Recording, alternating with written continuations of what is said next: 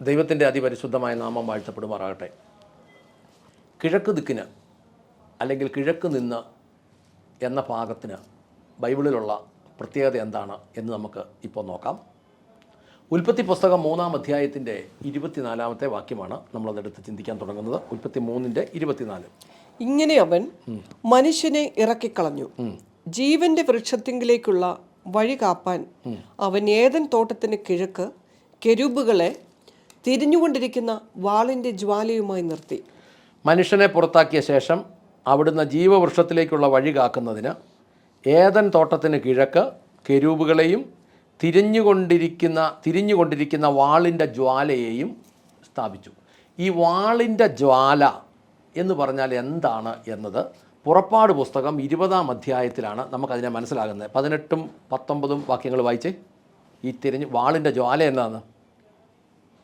ജനമൊക്കെയും ഇടിമുഴക്കവും മിന്നലും കാഹളധ്വനിയും പർവ്വതം പുകയുന്നതും കണ്ടു.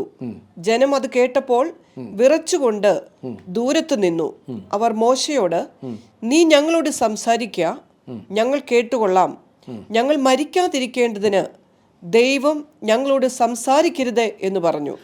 ഇടിയും മിന്നലും കാണുകയും കാഹളം കേൾക്കുകയും പർവ്വതം പുകയുന്നത് കാണുകയും ചെയ്തപ്പോൾ ജനമെല്ലാം പേടിച്ചുപോയി.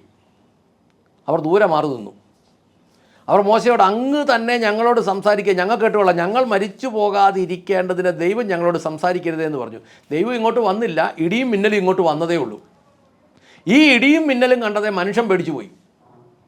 അതായത് ഈ വാളിൻ്റെ ജ്വാല എന്ന് പറഞ്ഞ പേരിൽ അവിടെ സ്ഥാപിച്ചു വച്ചിരിക്കുന്നത് ഇടിയും മിന്നലുമാണ് എന്ന് നമ്മൾ മുന്നോട്ട് ചിന്തിക്കുക. ഇനി ഇയ്യോബിൻ്റെ പുസ്തകം 36:32 എടുത്തേ. അവൻ മിന്നൽ കൊണ്ട് തൃക്കൈ നിറയ്ക്കുന്നു, പ്രതിയോഗിയുടെ നേരെ അതിനെ നിയോഗിക്കുന്നു. എൻ്റെ ബൈബിളിൽ എഴുതിയേക്കുന്നത്, തൻ്റെ കരങ്ങളെ അവിടുന്ന് മിന്നൽ പിണർ കൊണ്ട് പൊതിയുന്നു. ആരുടെയാ? സ്വന്തം കയ്യെ, ദൈവത്തിൻ്റെ കയ്യെ. എന്നിട്ട് എഴുതുന്നു, നിർദ്ദിഷ്ട ലക്ഷ്യത്തിൽ പതിക്കുവാൻ അതിനെ നിയോഗിക്കുന്നു. നിർദ്ദിഷ്ട ലക്ഷ്യത്തിൽ എന്ന് പറഞ്ഞാൽ ഈ ഇസ്രയേൽ കൊണ്ടുപോയി ഇപ്പോൾ ഓരോ രാജ്യങ്ങളിൽ കൊണ്ട ബോംബിടുന്നതിലും കൃത്യമായി ഉദ്ദേശിക്കുന്ന സ്ഥലത്ത് ഇടിച്ചിറക്കാൻ അവനെ കൊണ്ട് കഴിയുമെന്ന് ഇയ്യോബിൻ്റെ പുസ്തകത്തിൽ പറയാം. ഇനി അതിൻ്റെ തന്നെ ഇയ്യോബിൻ്റെ തന്നെ 38-ാം അധ്യായത്തിൻ്റെ 27-ാമത്തെ വാക്യം ഒന്ന് വായിച്ചേ. ജലപ്രവാഹത്തിന് ചാലും ഇടിമിന്നലിന് പാതയും വെട്ടിക്കൊടുത്തതാർ. ജലപ്രവാഹത്തിന് ചാലും ഇടിമിന്നലിന് മാർഗവും. എന്നാൽ അന്തരീക്ഷത്തിൽ തലങ്ങും വിലങ്ങും അങ്ങ് വെട്ടുകല്ലോ, കൃത്യമായി അതും വെട്ടിക്കൊടുത്തതാരെന്ന് എത്രയോ വർഷം മുമ്പ് എഴുതി വച്ചിരിക്കുന്ന പുസ്തകത്തിൽ എഴുതി വച്ചിരിക്കുക മിന്നലിനൊരു മാർഗമുണ്ടെന്ന്. ഇനി മിന്നൽ എന്നതാന്ന് യെഹെസ്കേൽ 1:14 കൃത്യമായിട്ട് പറയുന്നുണ്ട്. അതൊന്നെടുത്ത് യെഹെസ്കേൽ 1:14.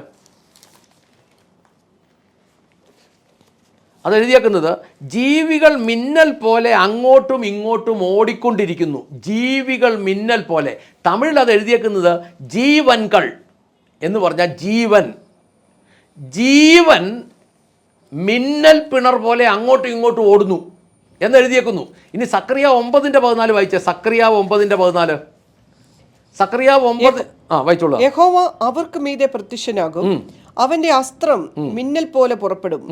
യഹോവയെ കർത്താവ് കാഹളമൂതി തെക്കൻ ചുഴലിക്കാറ്റുകളിൽ വരും.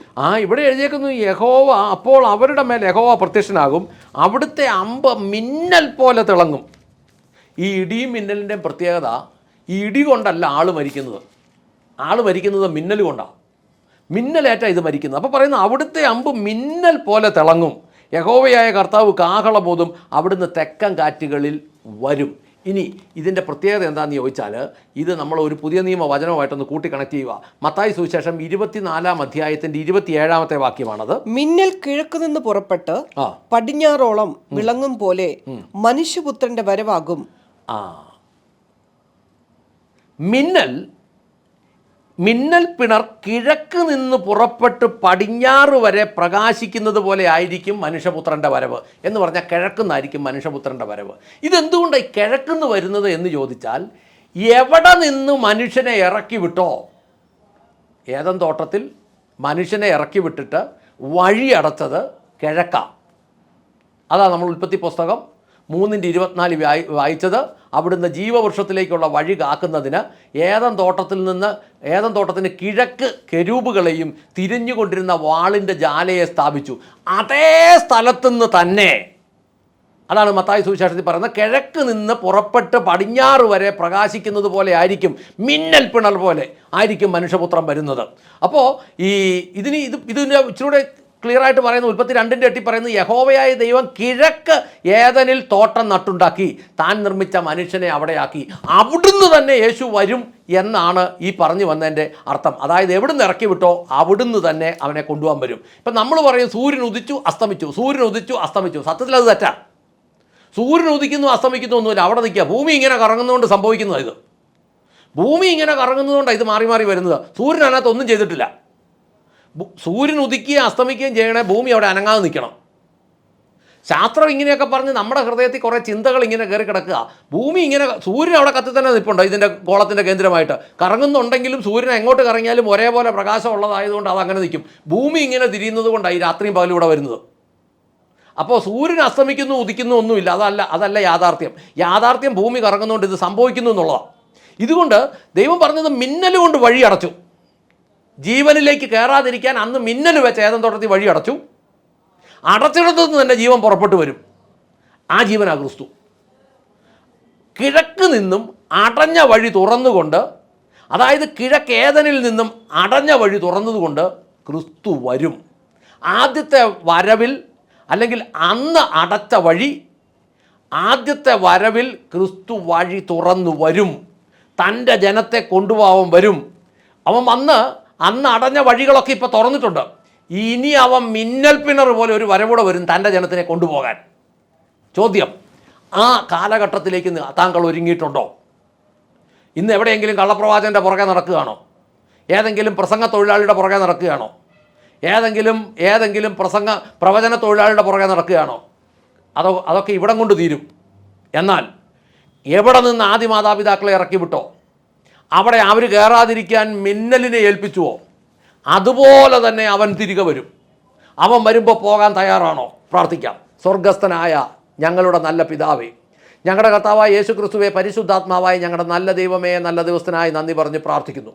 എൻ്റെ കർത്താവേ, ഞങ്ങളെ പൂർണ്ണമായി അങ്ങയുടെ സന്നിധിയിലേക്ക് ഏൽപ്പിക്കുന്നു. വചനത്തിൻ്റെ ആഴങ്ങളിലേക്ക് അങ്ങ് ഞങ്ങളെ കടത്തിക്കൊണ്ടു പോകുന്ന ദൈവത്തിൻ്റെ കൃപയ്ക്കായി സ്തോത്രം. ദൈവം ഞങ്ങളെ ഉചിതമായി, ചന്തമായി, മനോഹരമായി നടത്തണമേ. അങ്ങ് രണ്ടാമത് കർത്താവെ അങ്ങ് വരുമ്പോൾ, കർത്താവെ അങ്ങയുടെ കൂടെ എടുക്കപ്പെടുവാൻ ഞങ്ങളെ യോഗ്യരാക്കണമേ എന്ന് പ്രാർത്ഥിക്കുന്നു. കേൾവിക്കാർ ഓരോരുത്തരെയും അനുഗ്രഹിക്കണമേ. അതിന് തക്ക നടപടികൾ വിശ്വാസത്തിൽ വെക്കുവാൻ കർത്താവ് സഹായിക്കണമേ. പ്രസംഗ തൊഴിലാളികളുടെയും പ്രവചന തൊഴിലാളികളുടെയും പിടിയിൽ നിന്ന് യഥാർത്ഥ ദേവദാസന്മാരോടുകൂടെ ആത്മീകമായ യാത്ര അവർ നടത്തട്ടെ എന്ന് പ്രാർത്ഥിക്കുന്നു. അങ്ങ് പ്രാർത്ഥന കേട്ട് അനുഗ്രഹിച്ച കൃപയ്ക്ക് നന്ദി. യേശു ക്രിസ്തുവിൻ്റെ ധന്യമുള്ള നാമത്തിൽ തന്നെ. ആമേൻ, ആമേൻ, ആമേൻ.